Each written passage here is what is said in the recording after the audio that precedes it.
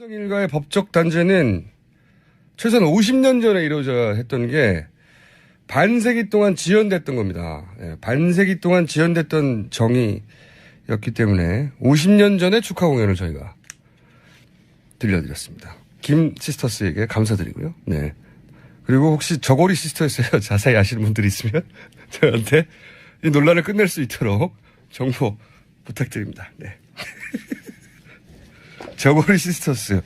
이 이름을 가진 그룹이 다시 나와야 된다고 봅니다, 저는. 자, 제가 개인적으로 이런 500원짜리 내기를 잘해요. 네네. 잘해서 잃어본 적이 없습니다, 거의. 농담이 아니고. 예를 들어서 MBC 나는 가수다 방송 크게 화제가 됐을 때 1등 맞추는 거 가지고 화제가 많이 됐잖아요. 네. 제가 그때 윤도현 씨 방송에 나가고 있었는데 딱 한 번을 제외하고 다 맞췄어요, 1등을. 그러셨어요? 네. 예, 예. 이거는 뭐 신기 이거 상관이 없고 원래 원래 그 투표를 했었잖아요, 현장에서. 근데 이제 우리가 대중이 많은 사람이 참여한 투표를 할 때는 단순히 노래도 중요하지만 노래 때문만이 아니라 스토리가 있거든요. 그 안에. 어떤 스토리가 사람을 움직이는가 하는 관점에서 보면 대중 선거는 예측이 가능합니다. 그래서 한 번도 돈을 잃은 적이 없어요. 750원을 이런 참담한 마음을. 예. 네. 근데 웃고 계시는데요? 참담한 마음을 삼성 사장단과 함께 나누도록 하고, 예. 자, 이 대목에서 한정석 판사는 왜 이런 판결을 내렸을까요? 네, 이렇게 이야기했습니다. 새롭게 구성된 범죄 혐의 사실과 추가로 수집된 증거 자료 등을 종합할 때 구속의 사유와 필요성이 인정된다. 아직 언론에 나오지 않은 것 같은데 이제 풀된 건가요? 네네. 오늘 새벽에 영장 관련된 뉴스를 전하면서요. 이렇게 법원에서 알렸습니다. 그렇군요. 이건 이제 그 소위 법원 출입 기자들 사이에 풀된 내용을 저희가 먼저 알려드렸고요. 네. 근데 저는 이제 단순히 법리적 판단을 넘어서서 이 한정석 판사에게는 대단히 존재론적 결단, 그 정도였을 거라고 해요. 왜냐하면 앞으로 내가 어떻게 살아가야 하는가. 그런 질문을 스스로 끊임없이 하지 않았을까 하는 생각이 들고, 또 법리적으로는 제가 듣기로는 특검팀이 이렇게까지 했는데, 다른 거 다 제끼고 올인했다고 해요.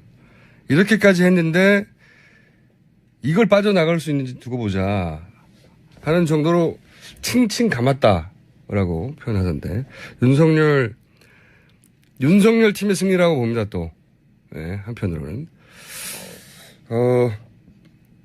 어떤 의미에서는 대통령 구속보다 더 어렵다. 대통령은 생각해보세요. 구속된 사람 많아요. 예, 그렇죠. 전례를 보면요. 네. 대통령 구속보다 어렵다고 했었던 삼성 총수의 첫 구속입니다. 첫 구속이죠. 예. 78년인가 9년 됐어요. 예. 지금까지. 자, 이 대목에서 저희가 저하고 내기를 했었죠. 이정열 전 부장판사를 연결해서 한번 짚어보겠습니다. 의미를. 안녕하십니까? 좋은 아침입니다. 좋은 아침입니다. 네. 뭐 슬픈 아침인 분들도 있겠죠, 물론. 예. 그런데 그렇죠. 제가 생각하기에는 절대 다수에게 좋은 아침일 것 같은데. 자, 어제 저하고 이제 인터뷰하실 때 저는 이거는 이때까지 79년의 역사를 볼 때 기각될 가능성이 높지만 윤석열 팀이 워낙 칭칭 감아서 20% 정도 가능할 거라고 본다 하셨는데, 그 부장 판사님도 어렵지만 이러저러한 징후 때문에 한 40% 정도는 가능하지 않겠나 이렇게 하셨잖아요. 네. 자, 그걸 다시 한번 설명해 주십시오. 어떤 총신호를 40% 읽으셨는지. 두 가지였었는데요. 첫째는 김기춘 전 비서실장과 조윤선 장관이 두 사람이 한꺼번에 다 구속된 점. 그러니까 둘 중에 한 사람 내지는 두 사람 다 기각되지 않겠느냐라고 비관적인 생각을 했었는데, 오히려 그게 더 의외였을 정도로 두 사람이 다 구속됐었다는 점 하나 하고, 그게 이제 거꾸로 이재용 부회장의 1차 영장 실질 심사에서 기각된 것의 후폭풍이 아닐까. 그렇죠. 그렇죠. 그러니까 법원이 그 영향을 받았다라고 이제 네. 판단하신 거죠. 네. 그리고 또 하나는 당초에 구속영장 청구가 기각됐던 최경희 이화여대 전 총장. 네. 예, 이 부분에 대한 재청구 그 영장이 발부가 된 점, 요 두 가지였었습니다. 네.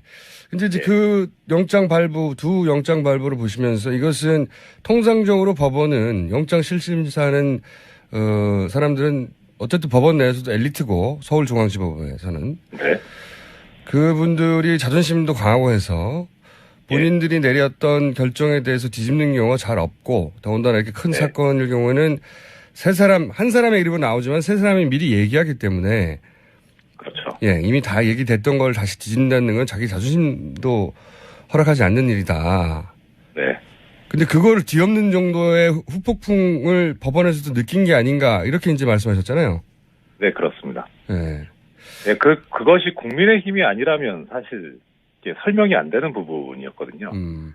그래서 조심스럽게 좀 이재용 부회장에 대한 구속영장 발부도 가능성이 좀 있지 않겠나 했는데 그래도 솔직히 많은 국민들도 그러시겠지만 아직 법원에 대한 믿음이 이렇게 있지는 않은 상태예요. 그러니까 사법부에서 쭉 부장판사까지 하셨지만 사법부 내의 이제 분위기라든가 특유의 자존심이라든가 특유의 내부 논리로 볼 때 그럼에도 불구하고 이게 여론의 영향을 잘 안 받아 판사들은 이 정도 되면 하셨고 이번에도 그러지 않을까 싶었는데 이번에는 이제 그걸 넘어서는 영향이 있었던 거군요. 말하자면.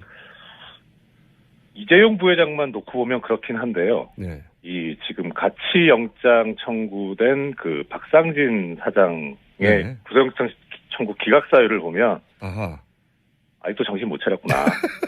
그건 왜 그렇습니까? 그리고 그러니까 이재용 부회장도 사실 발부하기 싫은데 어쩔 수 없이 한다라는 그런 그 뉘앙스가 상당히 많이 좀 감지가 됐었습니다. 보니까. 그러니까 이유는 그 박상진 박상진 사장 구속영장 청구 기각 사유를 보면 피의자의 지위와 권한 범위, 실질적 역할 등에 비추어 볼 때 구속의 사유와 필요성을 인정하기 어렵다. 이렇게 지금 나왔는데요.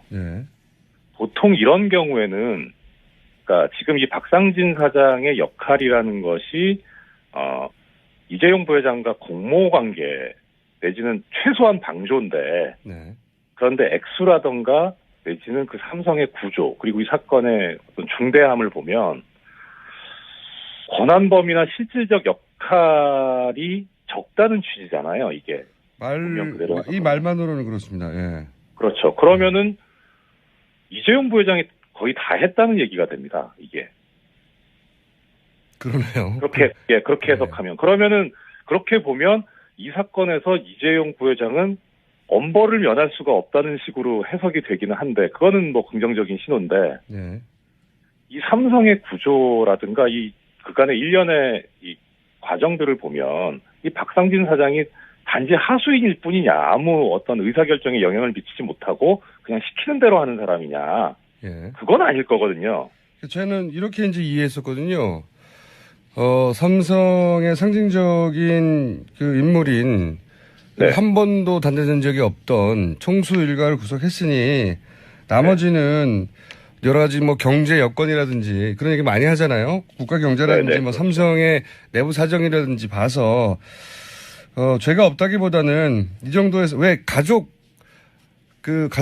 구속시킬 때 아버지 구속했으면 아들을 구속하지 않고 이런 의미로 받아들였는데 그렇게 볼 수 없습니까? 그러니까 그것이 바로 정신 못 차렸다는 그렇군요. 생각입니다. 네. 그러니까 그게 그렇게 보게 되면 그러니까 지금 뭐 어제도 그렇고 계속 이제 최동욱 전 총장님 인터뷰도 나오고 했었는데 이 박상진 사장뿐만 아니라 그 외에 뭐 최지성 부회장, 장충기 미래전략실 차장이라든가 황성수 팀장 전무 이런 그 외에 이제 입건된 삼성 수뇌부들이 있는데 최고위급들이 총동원됐죠, 사실 이 일에. 그렇죠. 그러면은 특히 예를 들어 지금 우리가 가장 분노하고 있는 게 이 국민의 노후 보장이 지금 담보되어 있는 국민연금을 가지고 피해를 입혔다는 거잖아요. 지금 이 오늘 이제 발부된 이 영장, 이 사건에선 국민연금은 크게 지금 연관성이 특히 박상진 사장 관련해서는요. 예. 그럼 이 문구를 그대로 대입해 보면 이 나머지 최 부회장이나 장 사장이나 이 사람들에 대한 구속영장도 어렵겠구나. 이렇게 해석이 되거든요. 그러면은 그런데 예. 판사님은 박상진 삼성전자 대부분 사장 겸 대한승마협회장의 기각된 영장을 3차로 다시 신청해야 된다는 말씀이십니까? 저는 원래부터 다 발부돼야 된다라고 하는 입장이긴 했는데 그게 이제 법원의 판단과 다를 수는 있습니다. 하지만은 이 법원이 내세운 그 기각 사유가 너무 좀 강할 뿐만 아니라 거기서 비춰지는 인식이 조금 전에 이제 공장장님 말씀하신 대로 부회장 총수 구속했으면 됐지 뭘 여기까지 하냐라는 이런 그 아주 단순한 생각인 것 같아서 이게 저한테 지금 단순하다고 하신 거예요? 네, 아니요.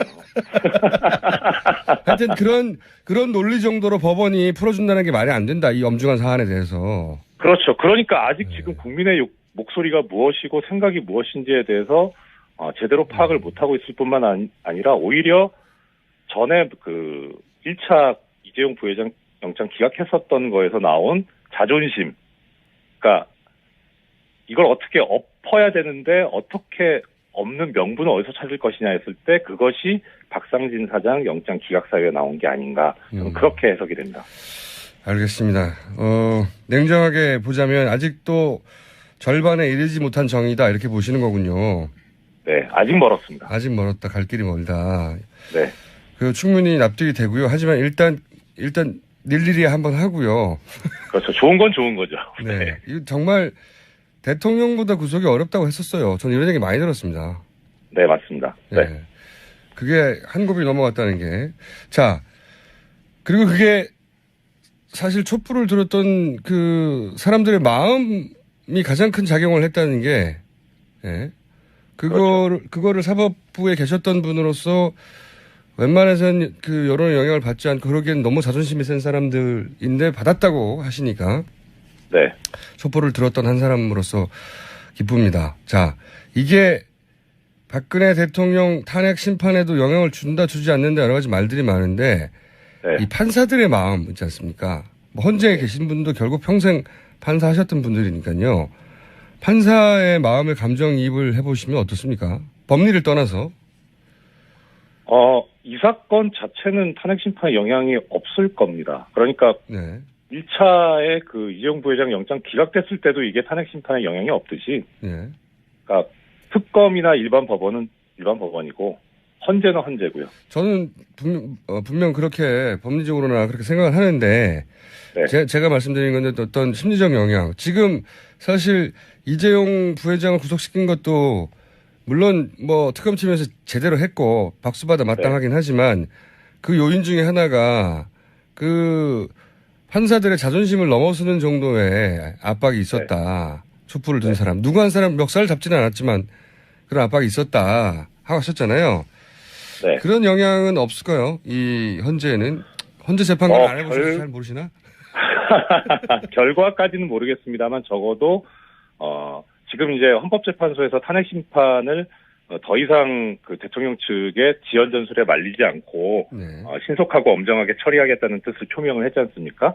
그 의지에는 좀 탄력을 받고 어떤 동력이 될 수는 있을 거로는 생각하는데 결과에 영향을 미치는 저는 결과는 어차피 8대 0으로 인용이라고 생각하고 있거든요.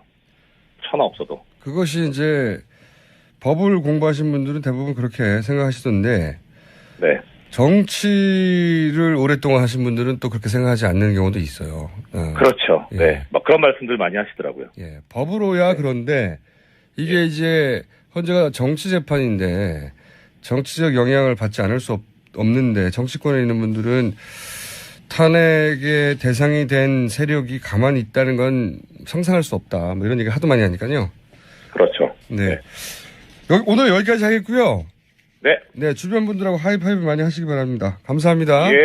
좋은 하루 보내십시오. 지금까지 이정렬 전 부장판사였습니다.